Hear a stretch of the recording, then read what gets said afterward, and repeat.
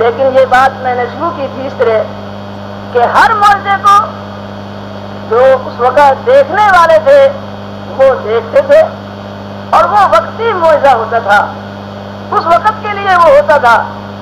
اس کو دیکھنے والوں نے دیکھا، ایمان لانے والوں نے قبول کیا، جو ایمان نہ لائے انہوں نے انکار کر دیا.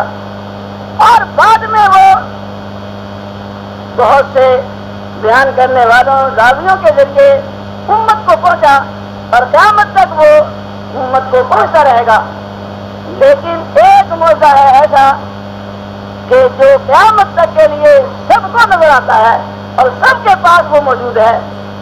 وہ کیا ہے؟ وہ قرآن کریم ہے. یہ ایسا معجزہ ہے کہ اس کے لیے وقت نہیں مقرر، بلکہ قیامت تک کے لیے یہ نبی کا معجزہ ہے اور آئندہ آنے والی نسلوں کو قیامت تک کے لیے یہ نظر آئے گا، سب کے سامنے ہوگا. یہ ایک اتنا عظیم الشان معجزہ ہے کہ جس کی کوئی مثال نہیں. اسی کو ہم نے اپنے گلے سے لگانا ہے، اس کو سینے سے لگانا ہے، اس کو یاد کرنا ہے، اس کو پڑھنا ہے، اس کو سمجھنا ہے اور اس پر عمل کرنا ہے. یہ نبی صلی اللہ علیہ وسلم کی نبوت کی بہت بڑی دلیل ہے، بہت بڑا معجزہ ہے.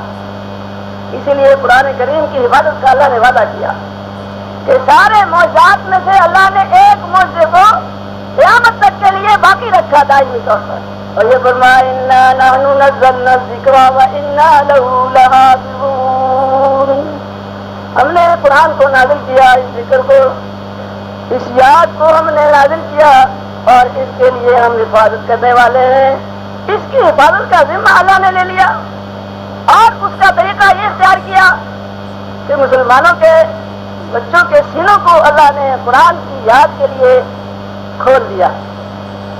یہ سینوں میں اللہ نے جمع کر دیا اور اس کو پڑھنے کا رواج دے دیا، یاد کرنے کا طریقہ جاری کر دیا. 10-12 برس کے 14 برس کے بچے قرآن کریم کو یاد کر لیتے ہیں. یہ یاد کر لینا بھی نبی کا معجزہ ہے، ورنہ اتنی بڑی کتاب دوسری کوئی اور قرآن کے علاوہ یاد نہیں ہو سکتی. اگر یاد ہوگی بھی تو کچھ دنوں کے لیے ہوگی، ہمیشہ کے لیے یاد نہیں رہ سکتی.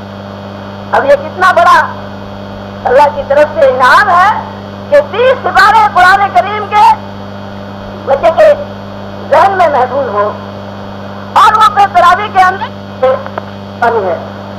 اور سوائے اس کے کہ یہ نبی کریم صلی اللہ علیہ وسلم کا معجزہ ہے اور کچھ اس کو نہیں کہا جا سکتا. کسی اور کتاب کو کوئی یاد کر کے دیکھے کچھ دنوں کے لیے یاد کر بھی لے گا، تھوڑے دنوں کے بعد بھول جائے گا. لیکن قرآن کریم ایسی عجیب نعمت ہے کہ اس کو یاد کرو. بہت سے بچے ایسے ہیں اور بہت سے بڑے بھی ایسے ہیں کہ رمضان شریف میں تراویح میں سنا دیتے ہیں قرآن اور سارا سال پھر وہ پڑھتے بھی نہیں، لیکن پھر بھی وہ محفوظ رہتا ہے. جب رمضان مبارک آتا ہے وہ تھوڑی سی دور کر کے توجہ کر کے سنا دیتے ہیں.